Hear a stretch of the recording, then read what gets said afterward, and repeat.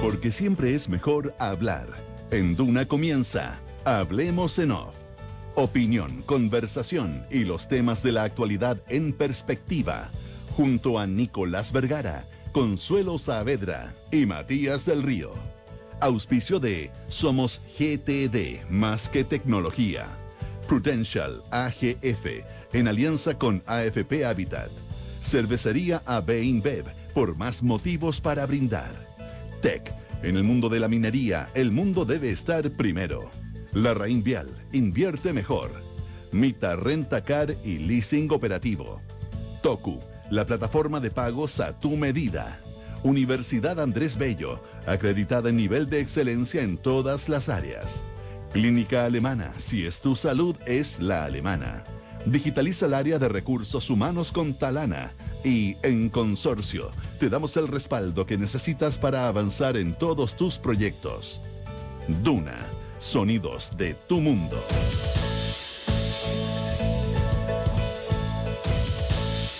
Muy buenos días, ¿cómo están ustedes? Son las 8 de la mañana con 5 minutos, es lunes 7 de octubre del año 2024.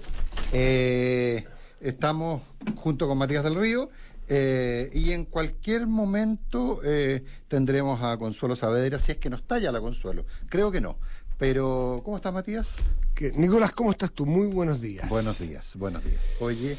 7 de octubre lluvioso que en la región metropolitana. Lluvioso en la región metropolitana, un 7 de octubre que nos recuerda el primer aniversario del atentado de Hamás en Gaza. Un atentado que no lo olvidemos porque lo que ha sucedido después ha generado una opción de un manto de alguna manera, algún olvido del origen de esta última escalada de la guerra, de esta última estación de guerra en que estamos, que es monstruosa, pero partió con un atentado, o con un atentado múltiple, si se quiere, que el resultado, ¿tú te acuerdas de la cantidad de personas o no? Mira, es que interesante ejercicio, sí. Porque te aseguro que muchos de ustedes no se acuerdan, y yo lo leí ayer y lo volví a leer porque pensé que me había equivocado. Sí. Más o menos, ¿cuánto tienes en la cabeza? Yo tengo 700, pero... 1.200 personas. Sí, exactamente. Es impresionante. Sí, 1.200 personas muertas. 1.200 personas muertas en distintas oleadas. Sí, un ataque múltiple, claro.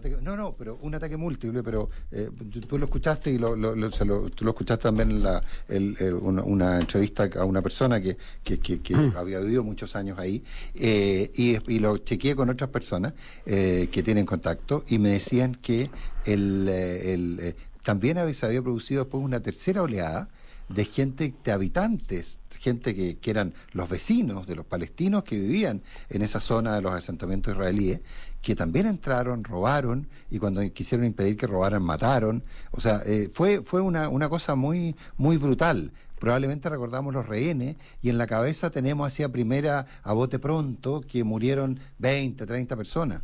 No, yo tenía 700 en la cabeza, pero sabía que me quedaba corto. Yo cuando leí 1.200 dije, habrá un error aquí, no tenía en la cabeza 1.200, para serte franco. 1.200 personas, y además en las descripciones, yo nunca quise ver las imágenes que liberó el Estado de Israel. Muy pocas. Yo no quise ver más. Yo no quise ver ninguna, pero la verdad, por mi tranquilidad espiritual, digamos, pero la verdad es que eso es lo que uno se le olvida. Y de hecho... lo cito, está en YouTube, si a alguien le interesa. Hay una entrevista que le hace un periodista argentino, Ernesto Tenenbaum, a otro argentino, al humorista Roberto Moldavsky. Moldavsky es un humorista que ha estado en Chile, estandapero, un tipo bien genial, muy de izquierda, muy contrario a Netanyahu, y que vivió en los kibutzim, y que tuvo siempre una relación muy cercana con el mundo palestino. Era de los que cree que hay que devolver los territorios, o sea, de eso estamos hablando, pero que él dijo que después del 7 de octubre, lo que le había tocado ver, él había cambiado completamente su visión. Y decía algo que es discutible de todo punto de vista, pero que también yo no sé qué implicancias tenga, pero desde el estado de ánimo, él dice algo así como cuando Hamás lanzó el ataque, ese tipo de ataque sabía lo que iba a pasar. Entonces, claro, es duro, es difícil de entender. O sea, a ver, espérate un poco, sí, 1.200 muertos justifican 10.000 muertos, pero el tema práctico es que también hay que entender que un país como Israel, que está donde no entender, porque lo de entender o no entender tiene que ver con las convicciones propias. Yo digo que hay que poner en el análisis, hay este discurso de este fin de semana, o esta caluga que mandó Netanyahu al mundo, diciendo que Israel está enfrentando 7 frentes distintos. Entonces la verdad, y además la historia de retaliación de Israel es de esas dimensiones. Entonces, de repente pensar que tú puedes hacer una acción como esta y pensar que no va a pasar nada de vuelta o que va a ser, comillas, proporcional, es muy difícil. Pero hay que entender que lo que está pasando hoy día, que es una locura, lo que está pasando hoy día es una locura. Pero el problema es cuando arrinconas a alguien, y yo tengo la impresión que se ha arrinconado el Estado de Israel, y eso es lo que lleva a esta reacción, que uno no tiene humanamente desde la comodidad de estar en la avenida Apoquindo con Américo Vespucio, uno no puede sino rechazarla. Pero insisto, es desde la comodidad de Américo Vespucio con Apoquindo, porque no tengo una visión clara realmente de lo que es estar ahí. Pero lo que desató, jamás. Bueno, pero la pregunta que uno hace después de qué pasó con... Y es jamás, no los palestinos. Bueno, pero exactamente, porque de lo que ha pasado el último año, además de toda la brutalidad en vida, ¿no es cierto?, 40.000 muertes que han ocurrido después con los ataques posteriores de Israel, brutalidad contra brutalidad, uno será reacción, otro acción, cada uno podrá tener la mirada que quiera, pero lo que ha costado justamente es hacer la diferenciación entre palestinos y Hamás a ratos, y entre israelíes, y entre Netanyahu, israelíes contrarios a la acción, a la respuesta de Netanyahu, y no. Ha costado menos ahí. Yo por lo menos he leído bastante. Pero parece que son relativamente pocos hoy día. Son relativamente pocos. Muchos de los pacifistas, que ellos se definían como pacifistas, que era básicamente el mundo de izquierda, los que viven los kibutzim. En Israel. Y eso claramente los golpeó tan fuerte la realidad que yo creo que también, en ese sentido, eso perdió Aunque fuerza. también sostienen, claro, han tenido... Ahí ocurrió interesante, porque quienes se posicionan en la... Recordemos que Israel no tiene oposición, la oposición del gobierno de Netanyahu es de derecha más liberal, más moderada, es lo que más a la izquierda hay. Es un país que está muy polarizado y muy centrado y el éxito que tiene generalmente Netanyahu, y que tiene el poder con grupos muy radicales de derecha y muy radicales en general, que le ha permitido hacer toda esta respuesta durante el último año. Considera eso, pero no quiere decir eso que no haya mucha gente que sea muy opositora a Netanyahu. No, eso sí. Y han ocurrido estas dos cosas interesantes, que estimando que la brutalidad de Hamás, porque les ha tocado a su familia, les ha tocado gente cercana, han visto hermanos suyos israelíes muertos de la manera que lo vimos, pero después de que hacen esa descripción brutal de la fuerza, de la demostración de fuerza y muerte producida por Hamás, dicen... Entendemos de todas formas que el problema es Netanyahu también, que sin Netanyahu probablemente no estaríamos acá. O sea, saben dividir y saben poner a la vez, más que dividir, poner a la vez, o sea, no es una cosa u otra, no es excluyente, la oposición cerrada a la forma de que Netanyahu y su gobierno lleva adelante esta política de respuesta, pero además, no por eso hacerse un poco leso en la brutalidad de la acción original que es la de Hamás. Entonces, lo decía muy bien un articulista que lo mencionábamos la otra vez, que decía, no me pueden obligar a mí a estar entre Hamás y Netanyahu, no tengo por qué estar entre esas dos fuerzas brutales, aunque uno es un Estado y el otro es un movimiento terrorista que supuestamente es marginal, pero igual maneja la parte de la mitad de un Estado. No sé la fuerza que ha tenido, y si la tiene, los moderados o los demócratas en Palestina para poder imponerse a Hamás, y si no, Hamás ha impuesto también dentro del grupo palestino su forma de pensar y actuar. Consuelo Saavedra, finalmente. Hola, ¿cómo estás? Hola, Consuelo, ¿cómo estás? están? Muy buenos días. Buenos días.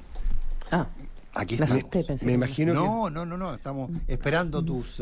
Me imagino que allá también muy centrado en este año que se cumple el 7 de octubre en los análisis y las miradas retrospectivas de lo que ocurrió y lo que está ocurriendo, ¿o no? Bueno, sí, los estaba escuchando y yo creo que en un día como hoy, evidentemente que es un momento de conmemorar el ataque y que significó la muerte de 1.200 personas, la violación de mujeres, el asesinato de niños, etcétera, y es un momento de recogimiento en ese sentido.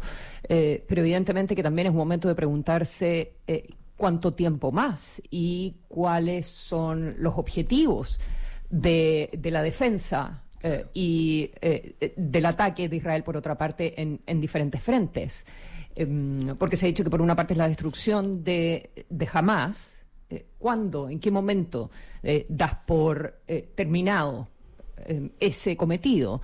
Y por otro lado, sacar a Hezbollah, destruir en el Líbano parte de su arsenal y permitir el regreso a la frontera norte de Israel de 60.000 personas que en el último año han tenido que abandonar porque Hezbollah respalda a Hamás desde el sur del Líbano.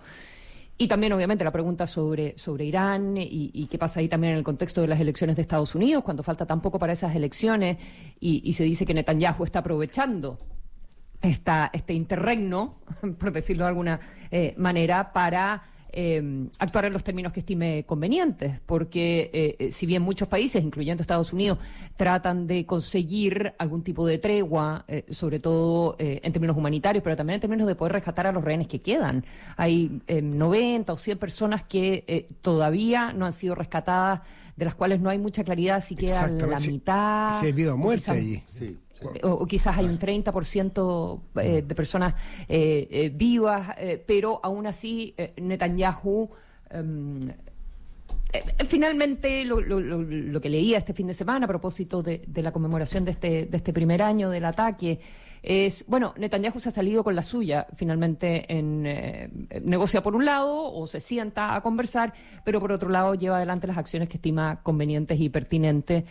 Y hay una división allá también por el asunto de los rehenes. Pareciera que para Netanyahu al final... es lo que se dice, claro. Los rehenes no son lo prioritario, Que no importan, es bien duro decirlo en esos términos, porque obviamente que el rescate de las personas es importante, pero por lo que uno ve, al final, para el propio Hamás ya no parecen ser una moneda ganadora o una carta ganadora en esta guerra, ¿verdad? Claro, qué impresionante eso que tú dices, porque una de las grandes críticas que le hacen, de hecho, los familiares de los secuestrados, de los rehenes, más que los secuestrados, de los rehenes, a Netanyahu, es exactamente esa, es que en el fondo él podría haber negociado con Hamás una serie de altos al fuego, una serie de cosas, y haber liberado a gran parte de los rehenes. Y aparentemente la posición de Hamás fue no liberar. O sea, perdón, de Netanyahu, perdón, me confundo, fue la de sencillamente no abrirse siquiera a esa opción, en función de que el objetivo militar es el más importante, porque además Hamás ya estaba usando, no solo estaba usando su propio pueblo como escudo humano, sino que también a los rehenes.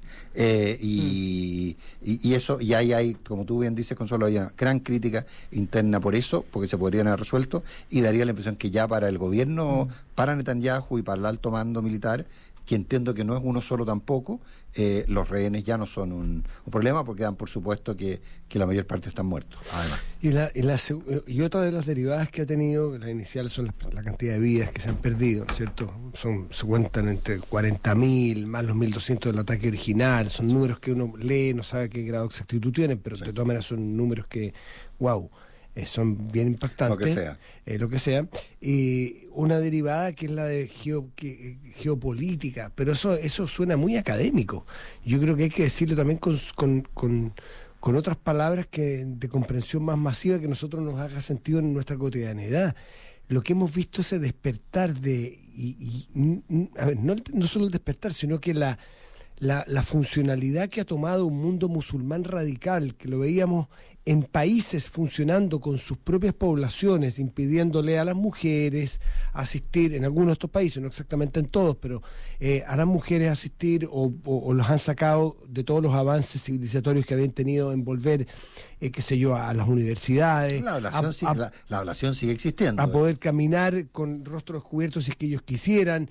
Empieza a haber una demostración mucho más impúdica de la barbarie de los radicales musulmanes, porque el radicalismo opera en Netanyahu y es más fácil porque es políticamente más correcto decir que estos son unos asesinos que no tienen piedad y que disparan donde hay niños, y es verdad, que disparan donde hay población, cuando saben muchas veces que los miembros de Hamas estaban en el subsuelo o en los túneles y disparaban igual y con muerte de población civil de mujeres y niños.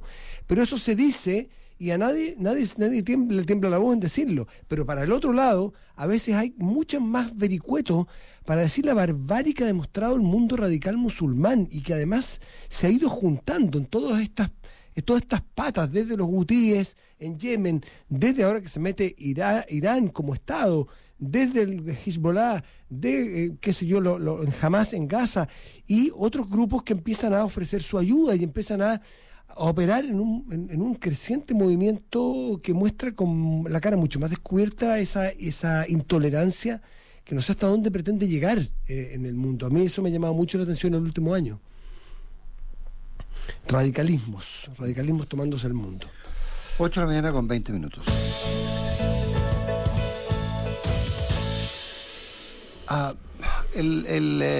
Esta entrega por cuentagotas de los WhatsApps de Luis Hermosilla con distintas personas, en este caso con el ex fiscal Manuel Guerra, generan un efecto bien complejo, que es que probablemente ya la enésima filtración que recibamos, por grave que sea, nos va a parecer una más, digamos. Es bien impresionante.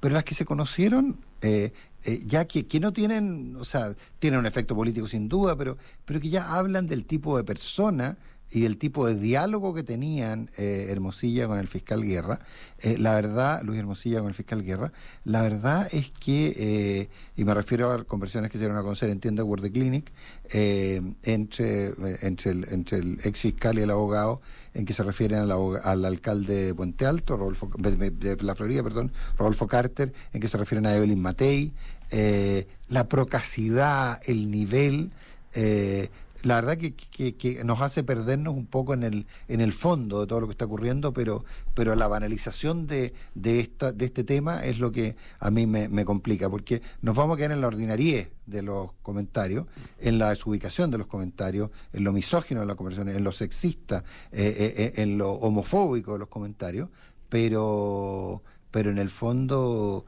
hay temas mucho más profundos en la relación entre ambos, que es lo que salta, digamos. Es impresionante. Sí, me parece que los últimos chats que hemos conocido en las últimas transcripciones, publicaciones del periodista Nicolás Sepúlveda, ahora en el Clinic, estoy completamente de acuerdo con lo que tienes contigo. Lo más llamativo es como hablan así y todo el mundo se llama a escándalo. Bueno, una lástima que hablen así sobre las personas, pero bueno, en fin, son comunicaciones privadas en ese sentido. Ahora, más allá de los dobles estándares respecto de decir esas cosas, por ejemplo, sobre el alcalde Carter y luego trabajar con él. Pero, dicho lo anterior, creo que de comprobarse la veracidad, yo supongo que todas estas cosas son verdaderas, es un operador del gobierno de turno en ese momento, en cientos de causas, comenzando por las causas políticas. Las cosas que dice Manuel Guerra al abogado Hermosilla, las preguntas respecto de la opinión del gobierno, causas que involucran a Sebastián Piñera, causas que involucran las platas políticas, al senador Moreira, causas que involucran años después al senador Osandón, que con toda razón después del fin de semana decía, siempre dije que esto era una persecución política. O sea, Manuel Guerra preguntándole a Luis Hermosilla que por favor le averigüe en el gobierno cuál es la opinión del gobierno sobre la causa por tráfico de influencia, en ese caso como de los áridos, ¿verdad? Del retiro de áridos, algo así. Sí, claro, Sí, empresa donde trabajaba su hijo, en fin. Esa historia, exactamente. ¿Qué opinaba el gobierno? ¿Qué posición tenía el gobierno sobre ese caso? El servilismo. Y bueno, y para qué decir, lo que parece confirmar todas las cosas que siempre dijo el fiscal Gajardo, el entonces fiscal Gajardo, que llevaba la causa Penta y otras de platas políticas, que cerró las causas. Que acomodó los resultados. Y lo que pasa es que una diferencia, un punto es, ok, ¿bajo qué argumentos cerró las causas y por ayudar a quién? ¿O era realmente lo que él creía? Y lo que se demuestra acá es que en realidad parecía ser en coordinación con el poder político. Y eso es de una gravedad. Esto ya me imagino que es cosa juzgada, porque esto lo ve un tribunal también, pero no así. Y ya hay abogados que la propia Marine Horvitz, que desde el Consejo de Defensa del Estado siempre acusó que Guerra la había engañado para que no la habían, que en el fondo la había dejado fuera de una de las causas a la mala, engañándola, no entregando la información. Y ella junto a otros abogados están por presentar una causa, entre otras cosas, por cohecho, a cambio de las cosas que habría conseguido entonces Guerra, a cambio de todos estos intercambios, de todos estos favores, de los cuales solo estamos comentando algunos, porque son muchas los datos, los tips, la información, las consultas que le hace a Hermosilla, y también las reuniones que tiene con Andrés Chadwick en diferentes momentos. Y en un muy largo tiempo, y en muy distintas condiciones, probablemente con Chadwick siendo ministro y siendo no ministro. En el caso de Guerra creo que se puede aplicar en el amplio sentido de la palabra el término corrupción, porque corromperse no es solamente qué sé yo, pagarle una coima a una persona para que te deje entrar a un lugar, o para que te evite o que te haga un favor, o te favorezca en un negocio. Corromperse también en el sentido profundo de la palabra de no respetar la esencia de tu trabajo, de la institución en la cual tú estás trabajando, en este entramado o esta arquitectura institucional que significa la división de poderes, la autonomía de las instituciones, los pesos y contrapesos, el que haya un fiscal que acusa de manera autónoma, sea quien sea la otra persona. Cuando tú le sacas este velo y ves las comunicaciones de Guerra, ve un servilismo. Ni siquiera quiero ojo con el todavía, pensar que hay contraprestación o que hay pago por aquello, sino que solamente esas comunicaciones y la forma en que Guerra se refería a personas con las cuales muchos de ellos tenía que investigar o eran sus abogados, y se saltaba toda esa independencia y autonomía para conseguir información y tomar decisiones en función de lo que le interesaba al supuestamente acusado, es de una corrupción tan profunda que a lo mejor va a tener una contrapartida de evidencia monetaria.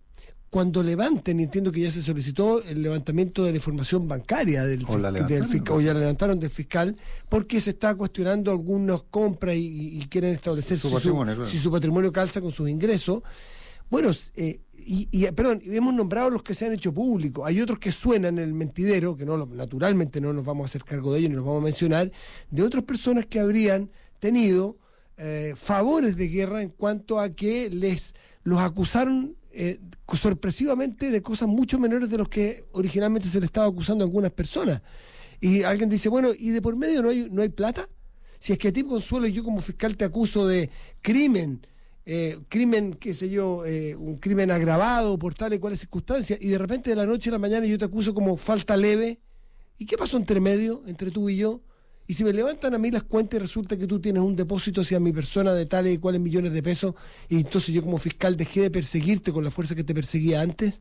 O sea, la corrupción no solo está en no cumplir con honestidad el trabajo que tu institución te encarga, sino que eventualmente, y ojo con el eventualmente, es vender esos servicios o la entrega o no persistir en el trabajo que honestamente te tocaba hacer.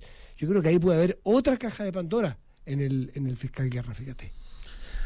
Yo creo que no cabe duda de eso, pero insisto, no nos perdamos que los árboles nos sigan permitiendo ver el bosque, porque en el fondo, si nos quedamos en la procacidad.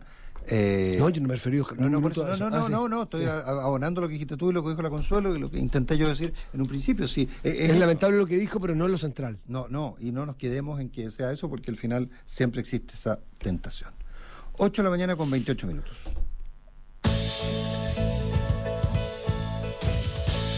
Oye, yo quería, porque vamos a hablar de acusaciones constitucionales un poquito más adelante, yo quería un minuto darle una mirada al tema casinos. El tema de la colusión de los casinos me da la impresión que es de un nivel de rusticidad, es lo más burdo que uno puede imaginar, genera una sensación. Es como se hace el proceso, claro. Pues recordemos el proceso, para entender de verdad, ¿el proceso investigativo o el proceso de colusión? El proceso de colusión. El investigativo no, es mucho más burdo, es un delator. No hay investigación, hay una delación. Pero bueno, o sea, hay una investigación. A partir de. Hay alguien que delata. Ahora, el punto es que hay que entender, porque mucha gente no sabe, existen lo que se llaman las licencias de casino, que están limitadas por regiones. Y ¿qué es lo que hacen quien quiere tener un casino? Postula a eso y hace una oferta económica. Y esa oferta económica, que tiene que ver con las ventas brutas, tiene que ver con un down payment, etcétera, es lo que permite que le digan, ya señor, usted haga un casino, construye usted un casino, o hágase dueño de este casino. Lo estoy simplificando mucho porque también hay un tema con lo que se construye, pero simplifiquémoslo muchísimo. Entonces, las concesiones vencen, las licencias de casino vencen. Y para renovarlas, cada uno de los actores de la industria que esté interesado hace una oferta y la Superintendencia de Casinos se la asigna al que ofrece, al que hace la mejor oferta. Entonces, por supuesto que eso está planteado desde la perspectiva de optimizar la recaudación fiscal a partir de que va a haber competencia, es decir, va a haber más de un interesado por cada uno de los casinos. ¿Dónde viene la colusión? En que finalmente lo que ellos hacen es ponerse de acuerdo para no ofertar o para hacer ofertas ridículas y lo dijimos el otro día acá cuando lo explicábamos en la mañana, usando la lógica política, el que tiene mantiene. Alguien nos copió el titular por ahí. El que tiene mantiene. No nos hagamos daño, ¿para qué? El que tiene mantiene. Sigamos. Pero también ahí hay que volver a escarbar un poco en términos de varias cosas en que hay que entender la industria de los casinos, la situación en la que se encuentra. Recordemos que, primero que nada, en Chile estaban limitados los casinos. Eran 2 o 3 regiones de Chile que tenían casinos, eran municipales, esas municipalidades recibían grandes ingresos por ello, Iquique, Valparaíso, Arica, Puerto Varas creo que eran las que recibían, y había un par de casinos más, no lo recuerdo, pero esos son los que yo tengo en la cabeza. Y entonces en algún minuto hubo un proyecto de ley que planteó dado que era una gran fuente de ingresos, darle casino a más regiones. Como todas las cosas, empezamos con 4 casinos adicionales, 4 regiones con casinos, y terminamos con 2 casinos por región, salvo la metropolitana, que es ridículo, porque tiene uno en Mostazal y el otro en Rinconá, o sea... A la salida de Santiago. A la salida de Santiago. 40 kilómetros. O sea, la metropolitana no tiene uno, tiene 2 casinos. Entonces, bueno, pero desde esa perspectiva, entonces eso fue una suerte de equidad territorial, porque estamos hablando que esto pasó hace 20 y tantos años. La política empezó con ofrecer unos pocos y terminó llenando de casinos. Pero a su vez, la política o el Estado no fue capaz de regular las competencias de los casinos. Porque también hay otro dato, tanto en las apuestas, es decir, en todos los juegos de azar en Chile, las carreras de caballo, los casinos, gran parte de lo que se gasta ahí es ingreso fiscal. Hay un porcentaje que se quedan los hipódromos y los casinos. Pero apareció entonces, ya que existe esta pulsión lúdica en los chilenos, aparecieron los llamados casinos populares primero, y hoy día casinos ilegales o casinos clandestinos, que son estos lugares que en algunas partes parecen casinos, pues son unas salas inmensas, llenas de máquinas electrónicas que permiten, comillas, jugar blackjack, que permiten máquinas tragamonedas, etcétera, que no pagan este impuesto al juego, es decir, son completamente regulares, y que además reciben inclusive en algunos municipios patente por tratarse de juegos de destreza. Es decir, como si fuera al dispararle al patito. Se trata de juegos de destreza y no de azar. Entonces ahí se encontró el resquicio. Entonces, el público eventual de los casinos se vio reducido por la competencia de los casinos ilegales, o clandestinos, o informales, lo que ustedes quieran. Pero, y a su vez, hubo otro tema que también habla de lo vicioso que somos los chilenos, que fue la ley de tabaco. La ley de tabaco terminó por destruir a los casinos o por disminuirle su porcentaje de participación. La primera ley de tabaco tenía una excepción para los casinos, la segunda ninguna. Y entonces el problema práctico es que mucha gente dejó de ir a los casinos y empezó a ir a los casinos ilegales porque en los casinos no se podía fumar.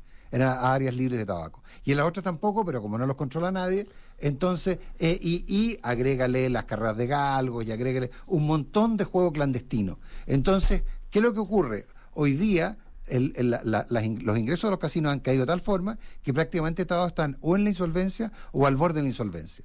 Y no haya nada mejor que para resolver el problema que coludirse. Pero insisto, esto no disminuye en nada la gravedad del hecho, ni siquiera lo relativiza, pero hay que entender el contexto general. Ahora, en esa excelente explicación que has hecho, amplia, que lo cual me ilustra un montón de cosas que yo no conocía, o me las junta muy bien, quizás una acción, no por eso uno está obligado a un eventual delito, si es que se prueba este Eso delito. es lo que estoy diciendo, Claro, sí, exactamente. Y la opción era decir, ¿saben qué? Nosotros no vamos. Y si no va Enjoy, no va Dreams, no va Marina, ¿cómo se llama? Marina del Mar, ¿cómo se llama? No, Marina del Sol. Marina del Sur. Marina del Sur, o ¿cómo se llama? Decir, ¿saben qué? El negocio está tan malo, se me vence mi licencia, o cuando se me vence mi licencia yo no voy a renovar. Lo que buscaron aparentemente, según acusa la Fiscalía Nacional Económica, tendrá que determinarlo el Tribunal de la Libre Competencia, si es que las acusaciones que hace son ciertas, hay un montón de pruebas, entiendo, es que deciden no competir por la vía de no hacerse daño para pagar lo menos posible. La alternativa que tenían era quizás hasta presionar diciendo, ¿saben qué? Háganse cargo. Ustedes entonces la licencia de los casinos, Marina del Sol, me dicen, gracias. La alternativa es nosotros no participamos. No seguimos participando porque el negocio está hecho trizas, está hecho pedazo. No nos interesa. Pero buscaron un camino alternativo, aparentemente, que es hacer una trampa en la licitación. Y la trampa les va a salir muy caro porque las multas son de $115 millones en un caso, si no me equivoco, en Enjoy, para Dreams, o al revés, y en otro $35 millones. Son multas que se multiplican por las utilidades de los últimos 4 años. Esa parte o sea, si se aplican las multas que está pidiendo la Fiscalía, o sea, quiebran todos, o sea, pero sin lugar a dudas. No solo quiebran, quedan menos. Por eso tienen que declararse insolventes, sí, porque son incapaces de pagar la multa. Y ahí viene otro problema, y finalmente además pierden las licencias, están imposibilitados de volver a postular, no son tanto los actores mundiales en el rubro de los casinos, entonces vamos a tener que decidir cerrar los casinos o vamos a tener que entregárselos a cualquiera. Y ojo, que hay muchos interesados en el juego, cuyos papeles, cuyas trayectorias no son muy tan blancas, limpias como sí, las que uno se imagina, por todo lo que implican los casinos. Entonces, es un menudo problema, lo que no disminuye para nada la gravedad de una conducta colusiva que afecta al patrimonio público, porque finalmente es el Estado el que recibe menos. Ahora, la afectación del patrimonio público tiene que ver con el no control de los casinos ilegales, tiene que ver con un montón de otras cosas. O sea, aquí la cantidad de recursos en este proceso que está encabezando Javier Echeverri, muy impulsado por el ministro Marcel, de aumentar la recaudación, yo creo que, por ejemplo, aplicar correctamente la ley de casinos en términos de impedir la existencia de los casinos ilegales podría generar un aumento importante de recursos. Y yo creo que en ese caso no se trata sencillamente de decir, ok, entonces que paguen también el impuesto, porque ahí van a dejar ese negocio y van a seguir siendo clandestinos. Hay un tema. Son las 8 de la mañana con 36 minutos, vamos al corte. Vamos. Aumenta tu recaudación, reduce costos y mejora la experiencia de pago con Toku, la plataforma de pagos a tu medida. Conoce más en trytoku.com. Perdón, me distraje. En GTE son más que tecnología, miles de kilómetros de fibra óptica y una robusta red de data centers. Conecta tu hogar y digitaliza tu empresa con la mejor experiencia. GTD, más tech que tecnología. Llega a Chile Prudential AGF en alianza con AFP Habitat para que ahora tengas más alternativas de ahorro voluntario para tu pensión con Prudential AGF. Conoce más de esta alianza en prudentialagf.cl. ¿Cuántas solicitudes tienes que gestionar hoy? Hazlo sencillo con Talana y su plataforma de recursos humanos, que además de ser fácil de usar, es estable, segura y confiable. Conoce más en talana.com. Talana, tecnología humana. Universidad Andrés Bello forma profesionales preparados para un mundo global a través de convenios con más de 370 universidades del mundo. Fomenta la movilidad estudiantil y académica y la incorporación de componentes internacionales en sus mallas. Más información en aporte.unav.cl. Cervecería B InBev cuenta con marcas como Corona, Budweiser y Stella Artois. Hoy es una empresa B por sus altos estándares medioambientales y sociales. En AB InBev sueñan en grande para crear un futuro con más motivos para brindar. ¿Tienes una cirugía pendiente? En Clínica Alemana podrás encontrar distintas cirugías con el beneficio copago fijo y cero. Infórmate sobre este beneficio y pide tu presupuesto en clínicaalemana.cl. Sé un arcoíris en la nube de alguien. En Duna, la autora y activista estadounidense Maya Angelou. Duna, visiones y sonidos de tu mundo. Nada escapa a la visión en 360 grados del búho para saber lo que pasa en cada rincón. ¿Te gustaría tener la misma mirada para analizar los mercados? Entonces asesórate con Larraín Vial. Tenemos la visión experta que necesitas. Deja atrás los depósitos a plazo y atrévete con nuestros fondos. Larraín Vial. Invierte mejor. El servicio de asesoría es entregado por Larraín Vial S.A., corredora de bolsa regulada por la CMF. Infórmate de las características esenciales de estos fondos mutuos que se encuentran en sus reglamentos internos. Somos GTD, una compañía de tecnología que crece en el mundo. Somos más que una robusta red de data centers. Somos los que te acompañamos en la digitalización de tu empresa. Estamos en tus nuevos proyectos, en la optimización de tus procesos. Somos parte de tu equipo. Somos el más que logramos cuando estamos juntos. GTD, más que tecnología. ¿Tienes que ir a cobrar a tus clientes todos los meses? Conoce Toku, una plataforma con última tecnología que trabaja con las empresas líderes del mercado. Toku te permitirá aumentar tu recaudación, reducir costos y mejorar la experiencia de pago de tus clientes. Con un servicio personalizado, adaptado a tus necesidades de pago. Aumenta tus pagos automáticos y asegura tus ingresos con los más altos estándares de ciberseguridad. Toku, la plataforma de pagos a tu medida. Ping Pong con Mita. Rentacar y leasing operativo. Vamos, si necesitas arrendar un auto. Mita Rentacar. Si necesitas contratar una flota para una empresa. Mita Leasing operativo. Si necesitas un 0 kilómetros sin comprarlo. Mita Go. Si necesitas hacer más eficiente los tiempos muertos en una flota. La app de vehículo compartido Car Sharing. Y si quieres estar en línea con el estado de tu negocio. Flota conectada, información y reportes de flota en tiempo real. Por último, y la cobertura. Presentes en todo Chile, con más de 80 puntos. Esto y mucho más en Mita. Descubre más en mita.cl. El clima indica que afuera está soleado. ¿Pero qué indica el clima laboral de tu empresa? El módulo Desarrollo Organizacional de Talana tiene la respuesta. Contrata nuestro software de recursos humanos y entrégale a tu equipo las herramientas y tecnologías necesarias para medir clima, desarrollar evaluaciones de desempeño, enviar recordatorios y mucho más. De manera fácil, rápida y segura. Conoce más en talana.com y potenciemos juntos el clima de tu organización. Talana. Tecnología humana. Cuando tomas una cerveza Corona, una Budweiser o una Stella Artois, conectas con Cervecería AB InBev y nuestro compromiso con un futuro sostenible. Elaboramos el 100% de nuestros productos con energía renovable y entregamos agua segura a más de 15 comunidades en Chile. Gracias a estas y otras iniciativas, hoy somos Empresa B. Cervecería AB InBev, por un futuro con más motivos para brindar. Advertencia: el consumo de alcohol en menores de 18 años se encuentra prohibido. Es momento de maximizar los beneficios tributarios que obtienes al tener una APB. Con aportes en régimen A puedes obtener una bonificación estatal de hasta 398,172 pesos. Y en régimen B, reduces la base imponible con un tope de hasta 600 UF al año. Por eso, ahorra hasta el 31 de diciembre de este año. Es momento de invertir en el mañana. AFP Habitat. Más de 40 años juntos, haciendo crecer tus ahorros. Valor UTM calculada a octubre 2024. TEC presenta Primero, lo primero. Llegaste cansada después de la pega, pero no hacer esperar al que te esperó todo el día para salir a pasear es impostergable, ¿o no? En la vida hay que tener muy claro cuáles son las prioridades. Y en la minería también debe ser así. Proporcionar los metales que importan para la transición energética es nuestra prioridad. Conoce nuestro compromiso en tec.com/Chile. Tec. En el mundo de la minería, el mundo debe estar primero.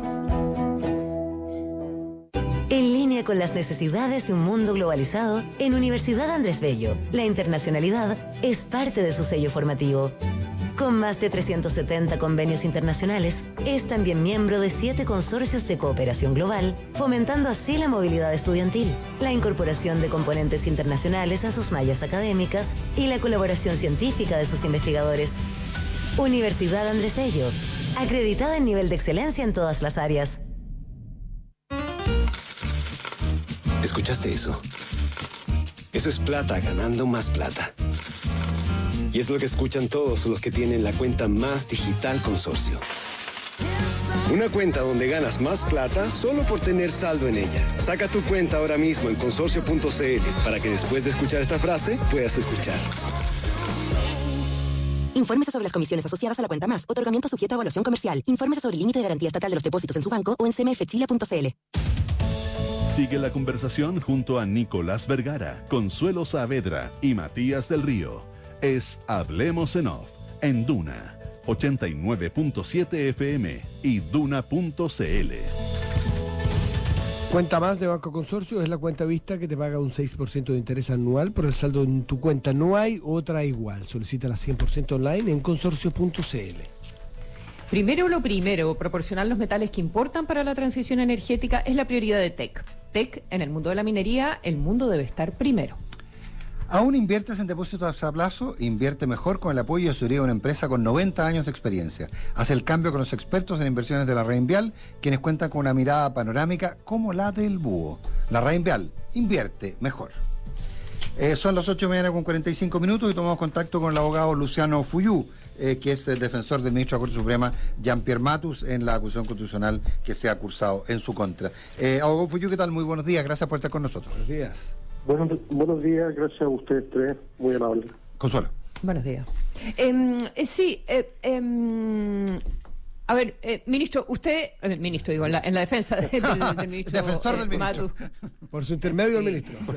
Por su intermedio, señor ministro. Por lo que hemos estado leyendo, usted considera que los fundamentos de la acusación constitucional no son los que corresponde, pero uno de los que más me llama la atención es que en uno de los capítulos se plantea que hay que decir la verdad, ¿ya? Y que el ministro Matus faltó a la verdad.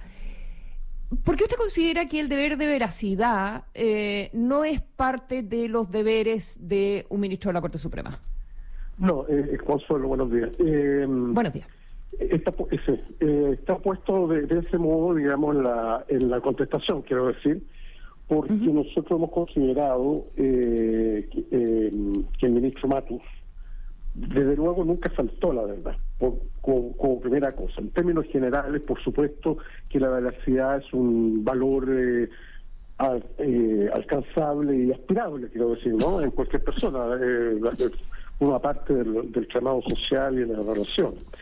Pero en el caso de los ministros, y no particularmente en el caso del ministro Matus, en el caso de los ministros en general, los ministros interpretan en función de su trabajo como tal, digamos, interpretan la ley y aplican la ley en un sentido u otro. O sea, cada vez que un ministro o un juez, pero hablemos de los ministros, aplica la ley, está aplicándola en un sentido y no en otro distinto que se le pudiera imputar, digamos, falta de veracidad. Aquí lo que aquí ha sucedido es que al ministro Matus, como cualquier ministro de la Corte, digamos, Suprema, en este caso, se le está aplicando una acusación constitucional por notable abandono de deberes, que es la única causa por la cual a los ministros de la Corte Suprema, digamos, se les puede juzgar o interponer acusaciones, no a ser presidente de la República, otros funcionarios públicos, gobernadores, ministros de Estado, etcétera, etcétera. Y ese notable abandono de deberes que se le ha impetrado al ministro, nosotros consideramos que está mal impetrado. Primero que nada, la acusación se hace cargo de que el ministro, el ministro tuvo conductas, acciones, tuvo tareas profesionales antes de ser ministro de la Corte, de tal manera de que lo nombraran como ministro de la Corte, quiero decir, ¿no? De tal manera que eso es una causal de cualquiera fuera de esto, digamos, no se le puede aplicar por su conducta privada, personal, como cualquier otro profesional, digamos, del derecho, ¿no? Sí se le puede aplicar esa para que prospere o para que se deduzca, que no sé, tiene que estar en función de su cargo, tiene que haber cometido un error, una falsedad. O sea, no puede ser en su vida, en el caso de la falta de la verdad, disculpe abogado, en el caso de la falta de la verdad, que es uno de los capítulos, básicamente por haber dado respuestas en intervenciones públicas, en entrevistas bastante ambiguas respecto de los chats que tenía con Hermosilla, también decir que no era amigo cuando los chats los trataba amigos, etcétera, etcétera. Ese tipo de cosas, al no ser a su juicio en virtud de su trabajo, de su desempeño como ministro, no importaría. No sería una notable abandono de deberes no decir la verdad en una entrevista. No importaría, porque primero, lo que hizo el ministro Matus fue ni siquiera requerimiento propio, sino que fue contestar algunas consultas que le hicieron algunos medios de prensa. Primera cosa. Claro. En segundo lugar, si se hubiera querido ocultar verdades, no habría dado la entrevista, natural, o ninguna entrevista. Tercero, nunca se ha negado que el ministro Matus conocía al colega y abogado Luis Hermosilla. Es decir, de la comunidad jurídica, el ministro Matus, un hombre de gran envergadura y gran trayectoria, y todos los que nos dedicamos a este tipo de materia, por supuesto lo conocimos, o lo conocimos, digamos. Y en tercer o cuarto lugar, el ministro Matus, cuando le consultaron si tenía chat o tenía comunicación, etcétera, con el abogado Hermosilla, él claramente dijo que no los tenía. Eso yo no lo puedo variar, está puesto ahí, está en sus propias respuestas, y él lo reconoce como tal, porque no los tenía, porque revisando su teléfono no tenía, salvo una del año 22 que tenía que ver con el... no tenía, lo que no significa que no los hubiera tenido antes. Sí, no los tenía en ese minuto. Él cambió el teléfono y se borran. Claro. Y después, cuando Zipper le corrigió y le dijo, mire, aquí hay chat, usted. Y él se dio cuenta que efectivamente había chat que son de dos tipos. Uno que tiene que ver con noviembre del 2019, que por la defensa que hacía Luis Hermosilla, que hacía Luis Hermosilla del ministro Chávez, ¿no?, en la Constitución Constitucional, y que subcontrató elementos doctrinarios a Matus, y lo contrató y le pagó. Y ahí hay un mes, en noviembre del 2019, como 3, no sé cuántas hojas, no más, en función de ese encargo profesional. Y después, en la otra relación que tuvo el ministro Matus con el colega Hermosilla, fue cuando estaba ya en la quina de la Corte Suprema para ser ministro de la Corte Suprema, y hubo algunas críticas que se le hicieron, y él entonces empezó a hablar por gente, los estas críticas no son razonables, no son ciertas, etcétera, etcétera. Esos son los dos estándares de Correos. Cuando siempre se lo recordó, él inmediatamente, 23 de marzo, sí, señor, aquí están. Efectivamente, habían hecho. Abogado Luciano Fuyú, abogado defensor del ministro Jean-Pierre Matus en la acusación constitucional, usted se menciona cosas que ocurrieron antes de que el ministro Matus llegara a la Corte Suprema, que es parte de lo que se le ha acusado. De las cosas que ocurren después, ya siendo elegido y qué sé yo, llegado a la Corte Suprema, se le exige, como a todo ministro o ministra que llega, una lista de inhabilidades. Y ya insisto en el punto, ya era ministro. Y en esas inhabilidades entiendo que superan las 100 personas, usted me corrige o me da un número más exacto. 115. 115 personas, entre las cuales no aparece el colega Hermosilla, como le dice usted, y en función de todo lo que conocemos ex post y todo lo que nos dice usted y las comunicaciones, es dable pensar, al menos, en que hay una omisión intencionada, o más bien, ¿cómo le explica su defendido a usted que deja a Hermosilla fuera, quien le ayudó tanto para tantas cosas, tanto así que Jean-Pierre Matus le da las gracias? Después, amigo, le da las gracias. Entonces, ¿por qué omite esa inhabilidad, esa no inhabilidad, el no inhabilitarse frente a Hermosilla? ¿No es acaso una falta grave y no es un abandono de deberes? No, categóricamente no. Efectivamente, como se dice, y como lo dice la acusación constitucional, por lo menos también, en el listado de inhabilidades, el ministro Matus no consideró o no puso o no agregó, etcétera, a Luis Hermosilla y a Andrés Chadwick, ¿no? Claro. Y sí, ciento y tantas otras personas jurídicas y naturales, digamos. Bueno, por de pronto todos los ministros de la Corte que votaron por él y todos los parlamentarios que votaron por él, etcétera, etcétera, etcétera. Y no agregó a Hermosilla ni a Chadwick porque él nunca entendió ni creyó efectivamente que tenía un nivel de compromiso con ellos. Y mire, si Luis Hermosilla ni siquiera ha agregado alguna vez frente al ministro Matus en su condición de Pero eventualmente dos personas relativamente jóvenes puede darse un alegato entre ellos. Pero ¿cómo me explica usted con la lógica racional jurídica de que Jean-Pierre Matus sienta que se debe inhabilitar frente a un parlamentario, un senador que votó por él, que tiene que votar, que está obligado a votar, sí o no? Que eso sí es inhabilitante, y no es inhabilitante quien le hace las gestiones o le ayuda en gestiones para llegar a la Corte Suprema, y con quien ha trabajado, por ejemplo, consiguiéndole el famoso estudio en Derecho del profesor Alemán. Sí, bueno, pero es una cosa, a ver, es razonable lo que usted dice, pero en definitiva no es obstáculo tener que verse obligado a ponerlo. Además, el ministro Matus, o antes el ministro, pero Jean-Pierre Matus, nunca se reunió presencialmente con el abogado Hermosilla, ni con el ministro Chadwick por el tema de su nombramiento. Nunca.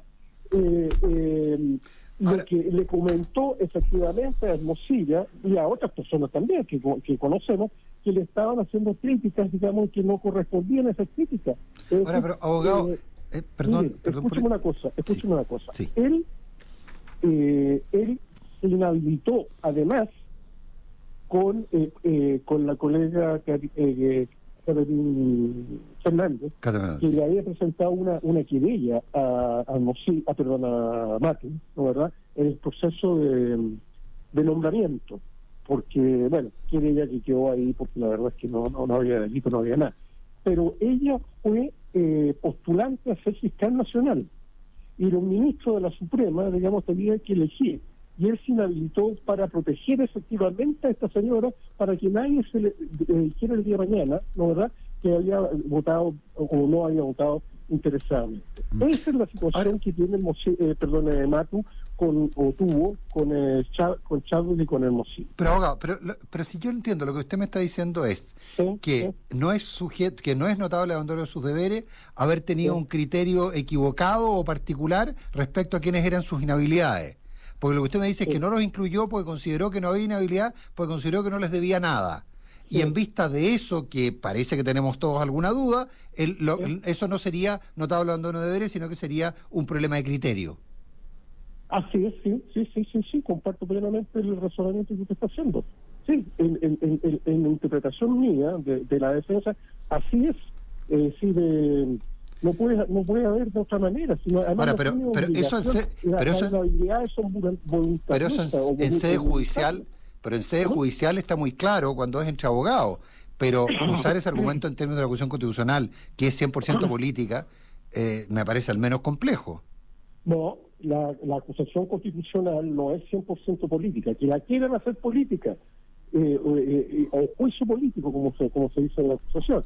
La acusación constitucional es un elemento jurídico político. No puede usted a un ministro, cualquiera sea condenarlo, ¿no, verdad?, por un criterio meramente político. Tiene que tener elementos jurídicos. Lo dice y está establecido en las actas y está establecido en la doctrina.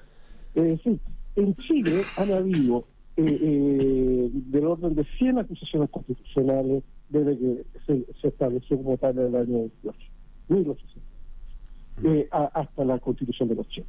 Bueno, de esas 100, 20, aproximadamente 20, creo que solo 21, han sido aceptadas, han sido aprobadas, quiero decir.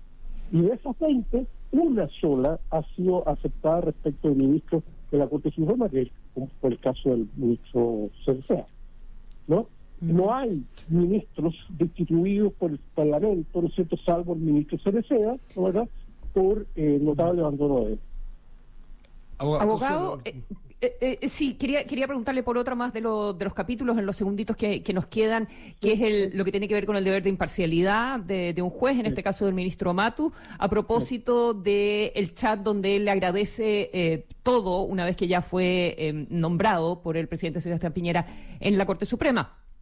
Y dice que se tienen que juntar, que amigo, que te mejores pronto, le dice a Hermosilla, y que están haciendo las listas, y le dice ni perdón ni olvido. Ya, básicamente habría que ir a los chats para atrás, pero se refiere a la gente que estaba en contra de su nombramiento. Una frase así, ni perdón ni olvido, no compromete, porque ni perdón ni olvido se extiende en el tiempo, ¿ya? No, es algo que puede comenzar en algún momento, pero que no termina, ni perdón ni olvido, ya se extiende hasta el minuto en que él es ministro de la Corte Suprema, por cierto. ¿No compromete eso la imparcialidad de un juez? No compromete la imparcialidad porque el ministro Matus nunca, quiero recordar, ustedes saben también, por lo demás, que fue primero abogado integrante de la Corte Suprema, ¿no? La Sala Penal. Y bueno, y después fue nombrado ministro de la Corte Suprema, digamos, en la titularidad que tiene hasta ahora. Nunca el ministro Matus ha tenido siquiera una queja disciplinaria dentro de la Corte Suprema y en ninguna sala. Nunca había una queja disciplinaria o judicial, digamos, en su contra. Nunca ha habido una administración un sumario administrativo, ¿sí?, en contra de él. Él ha actuado con un deber de probidad muy grande. Hemos acompañado una cantidad de documentos, digamos, en la contestación, que da cuenta y prueba cómo efectivamente ha ejercido su voluntad y su imparcialidad. Abogado Fuyú. Entre otros, en la Comisión de Administración del Poder Judicial. Abogado Fuyú, lamentablemente nos alcanza la hora. Le agradecemos mucho esta conversación. Bueno. Que tenga muy buen día. Gracias, semana. Buenos días. Seguiremos atentos. Gracias.